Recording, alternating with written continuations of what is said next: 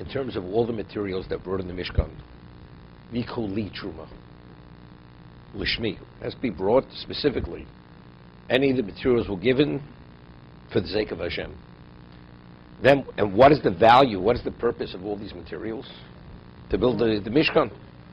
But yet the Torah, so you say it's understood that when you build the Mishkan, who are you building it for? You have to have in mind you're building it for Hashem.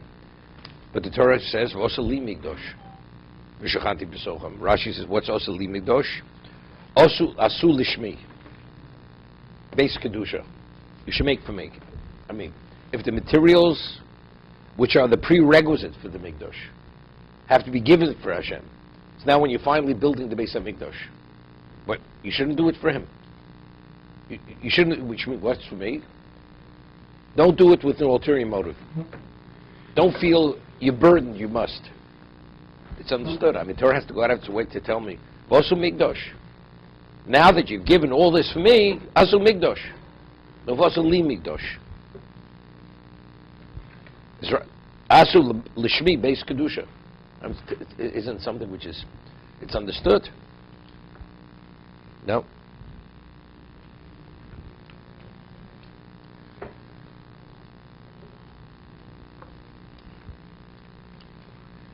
I think what the Torah is telling us, let's say you have a Sefer Torah written properly, and it's sewn, then afterwards it has to be repaired.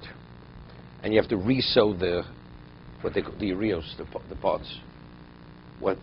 And he's just putting back the same stitching. So, if a Sefer Torah, in terms of its parts, retain what they originally were, the Sofer doesn't have to have any special intent when he puts it back together again. So I'm saying here, what about I tell you that the sum total is greater than its parts. So even though you did it lishmi, because you're able to say, look, if every aspect of the Mishkan was lishmi, so now when you put it all together, what are you putting together? Right? When I gave with the materials, it was lishmi. The wool was processed and dyed for me.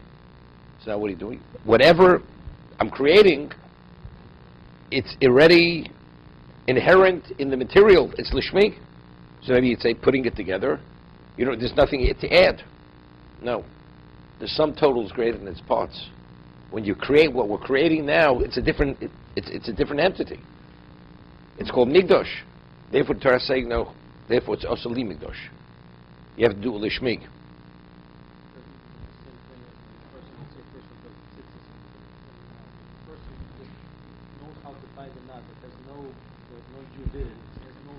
There's no value. Has no value. It has to be done l'shem. No. I was asking a question. If all the materials were given already l'shmi, right? What does that? Why doesn't it have to need to tell me again? V'osa li. It's understood. It's already infused with l'shmi. Every detail, every bit of the material is already l'shmi. So you have to tell me again, v'osa li. It's understood. You have to do l'shmi. Yichuli Truma. Trumasi. It's only Trumasi when it's Li.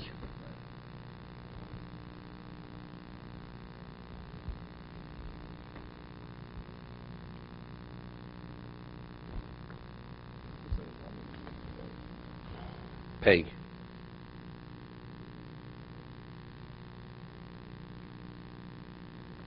Yeah, but he talks about something else. Not what I'm asking. No, I understand that. Why? What did he leave? Yeah, but I understand that. It's because you're creating an entity. This entity didn't exist before. So although the materials were infused with lishmi, that's not enough, because now you're creating something, it's more than the materials. Okay?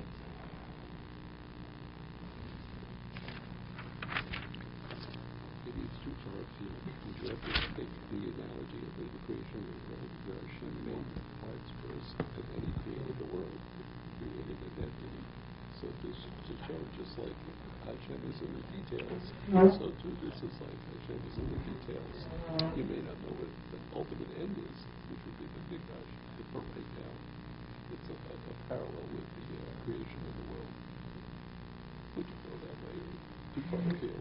After it's not far afield. Far field means it's within the ballpark.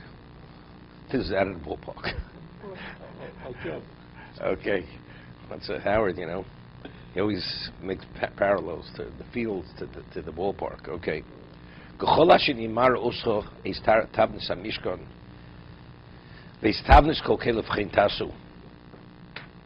that I am showing you, the Tavnis HaMishkan, the form of the Mishkan, and the form of its vessels, chen tasu. And that's how it should be done.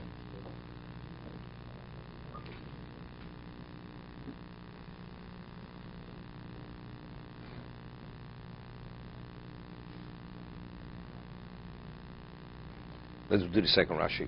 Chen tasu ledoros. Im yovad echad min hakelim, if one of the original vessels are lost, o shetasli kli Beis Olomim, or the vessels for the Beis HaMikdash, called Shulchonos, Menoros, Kioros, Mechonos She'oseh Shlomo, Ketavnes Elu Tasosim. It should be the form that you see, what I'm showing you.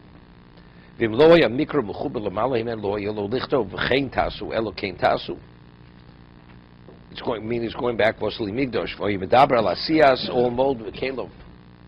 Kein tasu is going in the future generations.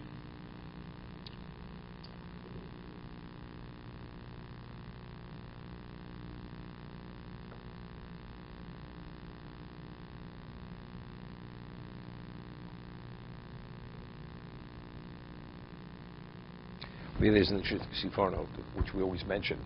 If not for the Chet Egel, the Mishkan wouldn't have been necessary for God to dwell in our midst. Because the Klal Yisrael themselves had a dimension of Kedusha, that it was appropriate that Hashem should dwell directly in the midst. But because they sinned, and they became impure, putting it mildly, therefore they were no longer, they didn't have the capacity Hashem should dwell in the midst. So you needed the medium of the Mishkan to create the linkage. You know, it's interesting, there's Nora Chaim HaKadosh, he writes in one location that, you know, a human being is made of nefesh, ruach, neshama.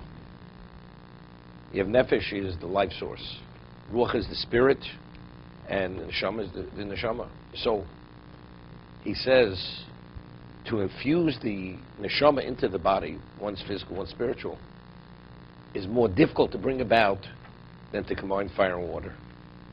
The difference between fire and water is less of a difference than the soul to the body. But yet, Kodesh Baruch Hu says it should happen, it happens, combined by the Borod, right? They did coexist, fire and water. But even though, but it's not so simple. There's a Ruach.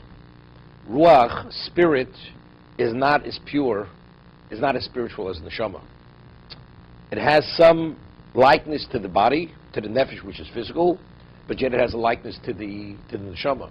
And because it has a likeness to both, therefore it's the link between the life source, which is total physical, to the neshama, which is spiritual. Right? He writes this. V'chein tasu.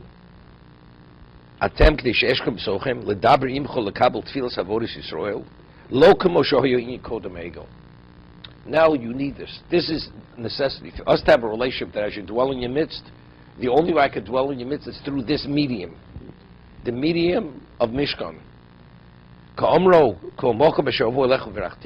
the Egel, what does it say in Torah? Wherever you will be, I will come and bless you. Now what is the source of bracha? Kodesh Baruch Hu is dwelling in our midst. Hashem is the source of all bracha.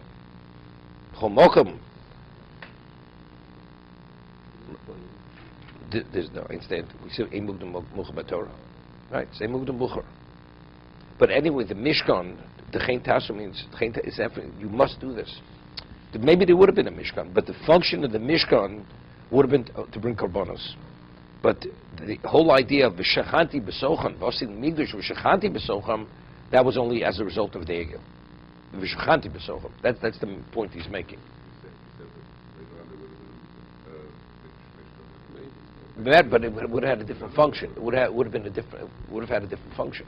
Could have had the Chen Tas was going back to Shechanti B'Sochem. This is the Shechanti B'Sochem. A prerequisite for Shechanti B'Sochem is the Mishkan. So he explained, without the Egel, it would have been Shechanti B'Sochem without the Mishkan. Mishkan would have had another value. You want to serve Hashem, this is the way you do it. It's a famous Rameir Simcha. Rameir Simcha writes that the Jews, they encircled the mountain. Right? They were told to encircle the mountain. And what happened after they encircled the mountain? The Shekhinah, divine presence, descended on the mountain. What happened when they would dismantle the Mishkan? They would travel in the Mishkan. They would travel in the desert, right? The location of the Kodesh Kadosh was no longer there. It was only when you created that structure, that's when the Shekhinah would come in. He says the Klaus, they are the Karshei Mishkan. They are the Karshei Mishkan. The Jews surrounding the mountain, they were the Karshei Mishkan. So wherever Jews are, the Shekhinah dwells in their midst. But that was pre-Egel. That was pre-Egel. Post-Egel, you have to set up different types of crushing. You need different vertical beams. So that's what you need, the Mishkan. Okay. But the only reason we had the Mishkan